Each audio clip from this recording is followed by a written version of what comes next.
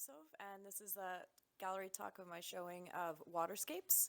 I'm a Jersey City photographer. I've been photographing for about maybe going on 15 years or so. So my one ongoing series that I've been doing is called Ant Farm, where I photograph landscapes, but I concentrate more on reducing the detail through light and shadow.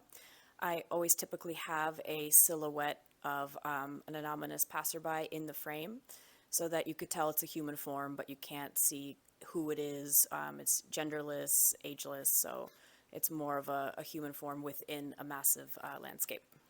So Waterscapes is it's a show that is focused on images that were taken through different types of water, through waterfalls, oceans, rivers, streams, through water in different types of forms, whether it's an aerial view or a regular view from just a camera.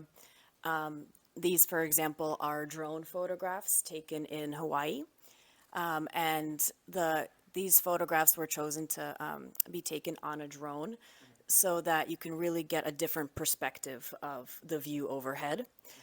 So you could see how the water changes every moment as each wave crashes on the shoreline here, and there's still a small person in each individual frame as well. Drone photography is it's a drone that is flying overhead, so it's a camera it's an aerial view of a landscape scene.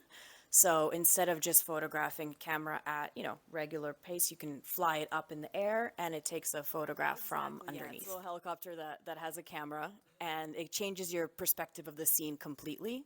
So I think that we can't necessarily see, obviously, from a bird's eye view, but with the drone, we can change the landscape completely and we can get a completely different scene. Like with this, for example, this was just a regular beach, and even just walking on it, it was nice beach, nice sunset, but once you get a bird's eye view, you really see all the detail in the sand. It creates more of a pattern to it. You see all the patterns that the water creates as well, and same with this one here. You don't really see without an aerial view all of the patterns in the water and in the rocks surrounding. So these are both from Hawaii, Hawaii #1 and Hawaii #2. So this is Lone Palm Beach. So one thing that I always look for in my photographs is try to capture lone objects. So whether it's one tree or one rock or one human figure. So with the drone photographs, I was trying to place myself in each of the images. So that's me on the bottom there. And this beach is known for its one palm tree that isn't very alive anymore, but from an aerial view, you still able to tell what it is. So the point was to kind of create a pattern with me walking right underneath, like towards it. So there's a lot of lines here with the different patterns in the sand and with the water coming in as well. What I try to do in my regular images as well as with the drone photography images is that the scene is exactly what I see, but just with the perspective that I choose to finalize the image, it creates something completely different. So I try to make this that it's more about pattern versus just a beach scene. So the question about this piece was if there's other figures in there or if it's just the piece. So for this one, there's only one right there. This is actually a self-portrait right here. So the rest of it is just the rock and the waves crashing into it. Yep.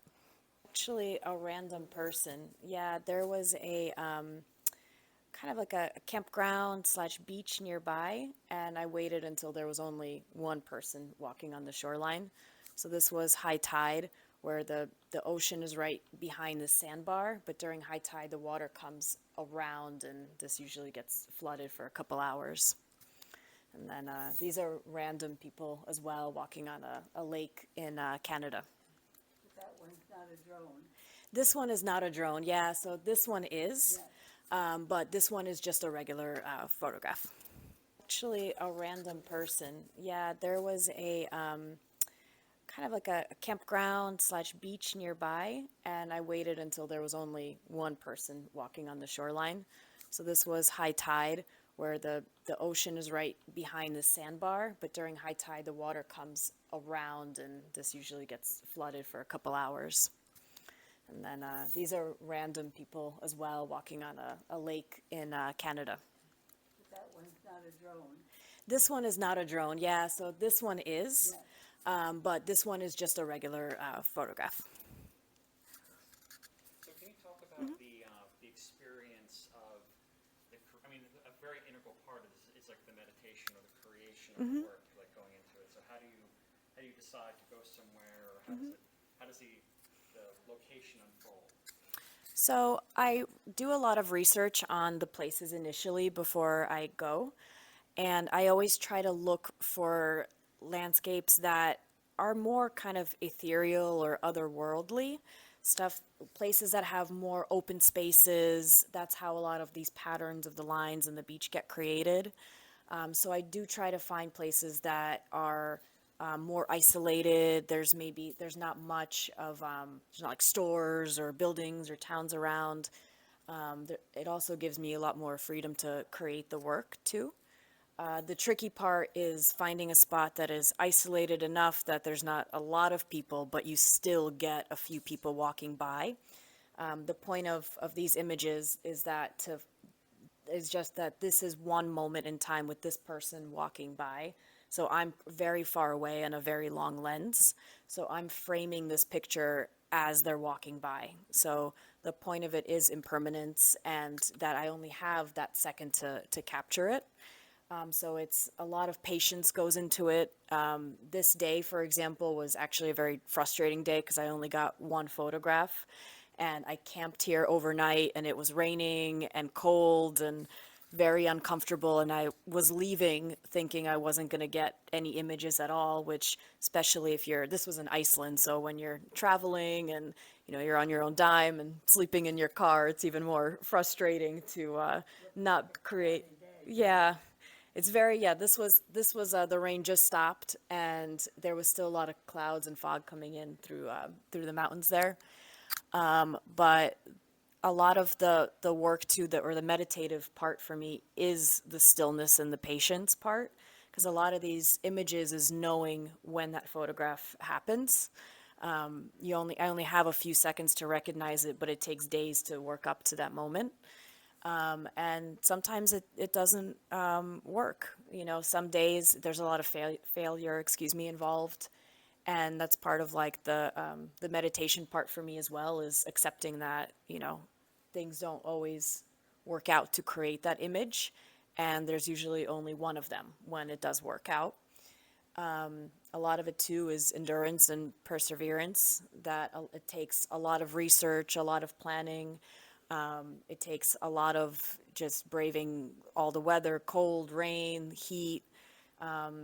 And I'm alone a lot of the time. Sometimes I'll be with friends, but a lot of times it's a very solo practice where you're sitting there and you're waiting for that image to come. Yeah, my background and my initial photography background was in analog photography, so I learned in the darkroom. I did a lot of film initially. So And I think it shows. yeah, thank you. Yeah, definitely my fine art education was all film based. So they taught us more about the eye of seeing and looking versus the technical stuff. So I would still love to do film, but it's not as easy anymore. Yep, so this is Abraham Lake in Canada, over in British Columbia. So this lake is actually known to have bubbles that they're ice under the ice that come out in the wintertime. So it's because of I'm not exactly sure why it happens, but something, I think it's like methane gas with the type of minerals and glaciers all around. So a lot of people come to this lake to look for those specific bubbles under the ice. We didn't get lucky that day when we went, and the day that we actually got up to the lake, it's like in Jasper National Park. It takes a couple hours to get there. It's in the middle of nowhere. This was another moment of patience and perseverance as well, because when we got there, I didn't see anything that that captured my eye as much. I'm like, okay, There's really, the clouds aren't doing anything that are going to create a majestic image. It was just plain sunlight. But then when the drone got up, we got to see all the patterns in the ice there. And a couple, Those people walking? yep, those are people. You can actually kind of hike around the lake during some parts of the winter. The ice is pretty thick. So it was a lot of waiting, and finally, when I saw these two people walking by, and through the drone, it was a completely different perspective. So it just gives you more inspiration to create an image. And I just love all like the patterns of the ice, and you see these little patches here when the ice is starting to break, and the little pieces of snow.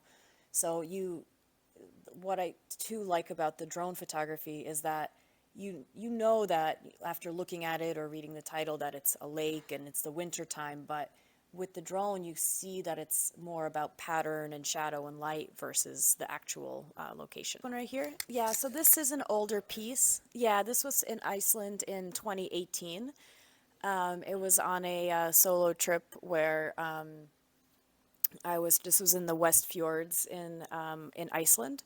So it was a pretty remote area. There's nothing there. I think during the touristy months, there's a few areas that are a little more open, like restaurants. But this was in early spring, and there wasn't anything there, and it was very rainy. It's a pretty sketchy drive to get there. There's no guardrails. You're driving through cliffs, and this image, in Iceland, there's a lot of black sand beaches because of the volcanoes, but they have this one, the golden sand beach. So I thought that would be interesting to check out.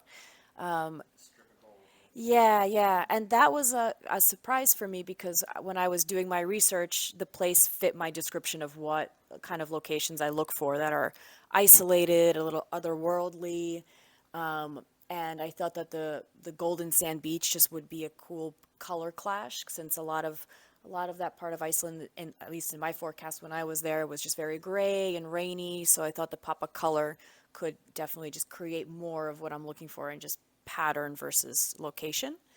So it was a surprise to see that it was more of a sliver just because of the rain and the tides. And I drove around for a while looking for the right spot, but everything just looked pretty bland to me that day. And again, it took about maybe 2 days to finally create this picture.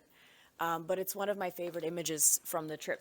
It was something that was completely unexpected, and it's a piece that I look at constantly to remind myself that when in a lot of these moments, the efforts do pay off, and it's just something that you got to be patient with and take time and keep on putting in the work.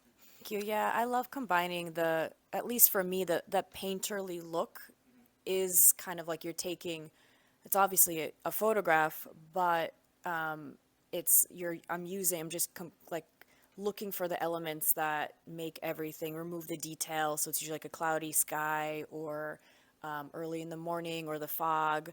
Because if I feel like if this was a bright sunny day, you would see a bright blue sky, or if it was very, very windy, you would see more detail in the water, and it would kind of take away from that painterly quality. So it's a lot of elements as well that have to line up for these images to occur.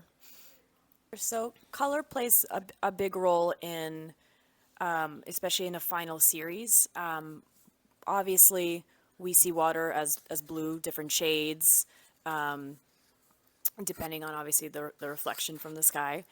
But blue to me, it's a very meditative color. It echoes what water symbolizes to me. It echoes the process.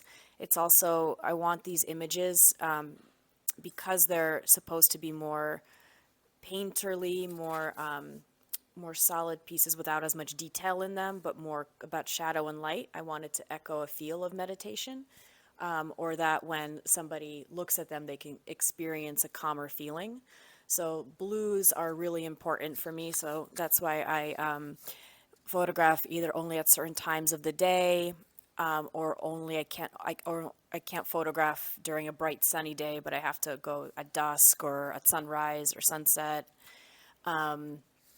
These two images here, the black and white ones, they are black and white because it was already a very rainy day, and taking that, there was absolutely no color anywhere, and turning them black and white really made the details pop in them, and I think created a lot more contrast and made them more bold. Even during the scene, this was a very rainy day in San Francisco at Land's End Beach. And even walking around the beach, I mean, you felt like you were in a black and white movie. And same with here, this was also in Iceland as well on a separate trip. And also very rainy, snowy day. And it also just felt like you were black and white. So these two, the highlights and the shadows were brought out a little bit in post-production just to really bring up the boldness of the mood. I typically like to shoot in landscape more. I think that it works a lot more with the scene. With these in particular, so these two are waterfalls, and I just felt that if they're landscapes, it really cuts off a lot of the detail, and more of the detail of the piece and of the water especially that I wanted to show was vertical. So for these particular spaces, horizontal just didn't work as well for the content. This image I actually did have in black and white, and I'm sorry, in vertical and horizontal. But the pattern, this is also low tide on the beach. So all of these white lines are just divots in the sand that the water is sitting in. And then this is the ocean right there. And the horizontal one just didn't capture as much of the detail.